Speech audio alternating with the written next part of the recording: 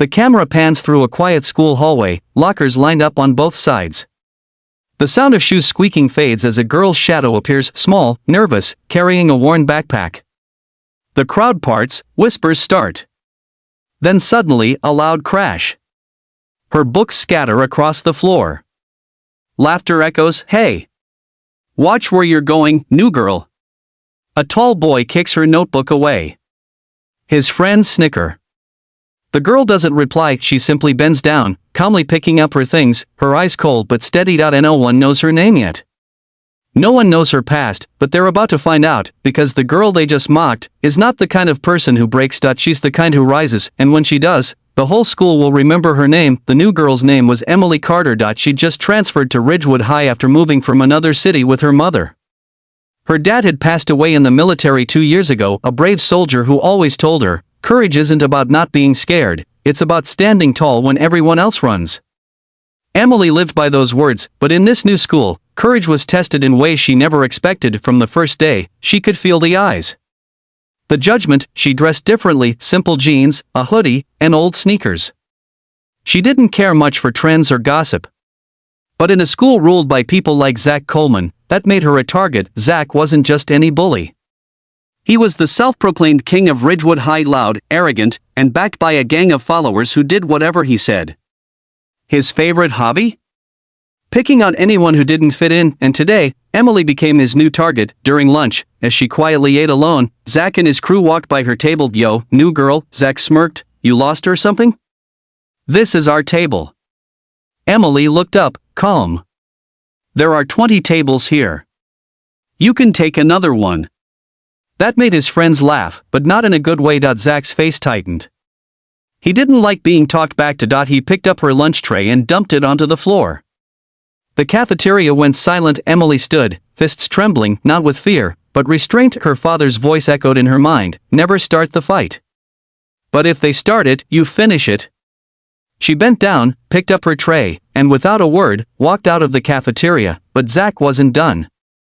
Not even close. That afternoon, as Emily was leaving, she found her locker covered in nasty notes. "Freak, go back where you came from, you don't belong here." Her books were gone. Her gym shoes, thrown into the trash. Tears stung her eyes, but instead of crying, she walked to the gym. Inside, the school's old punching bag hung in the corner. Emily pulled off her hoodie, tied her hair up, and began hitting 1, 2, 3 punches. Her moves were clean, powerful. Years of training in mixed martial arts, taught by her dad himself. "You wanted me to stay strong, Dad," she whispered. "I'll make you proud." By the time she was done, her knuckles were raw, but her heart was steady. She wasn't just fighting bullies, she was fighting for every kid who ever stayed quiet out of fear. That night, she decided, tomorrow, things would change. The next morning, Zach and his friends were waiting near the lockers again, laughing and talking about their fun from yesterday. But when Emily walked in, something was different. Her shoulders weren't slumped anymore. Her gaze was firm, calm, confident, and when Zach tried to trip her, she sidestepped smoothly. "What's wrong?" she said quietly. "Didn't expect me to come back?" The group laughed, but something about her tone made them uneasy. By midday, rumors spread Emily had challenged Zach to face her after school in the basketball court. Everyone thought it was a joke. A small, quiet girl taking on the biggest bully in school? Impossible. But when the bell rang, half the school showed up. Emily stood in the center of the court, her backpack on the ground. She didn't flinch when Zach stepped up, cracking his knuckles. "Gonna cry this time?" he sneered. "And no," Emily replied. "Just gonna end this." Zach shoved her. She didn't move. He swung. She dodged, another swing. She ducked, grabbed his arm, and with lightning speed, flipped him to the ground.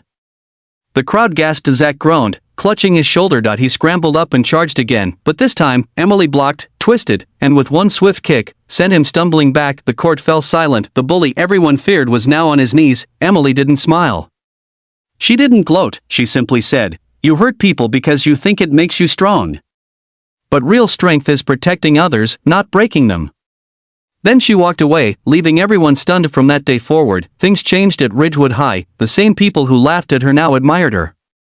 Zach apologized, quietly, awkwardly, and never bothered anyone again. But Emily didn't care for fame or revenge. She cared about message of that even the quietest person can become a storm. That strength isn't about size, But heart that no matter how dark things get, you can always rise again. Fade to Emily sitting on a park bench, looking at the sunset, whispering,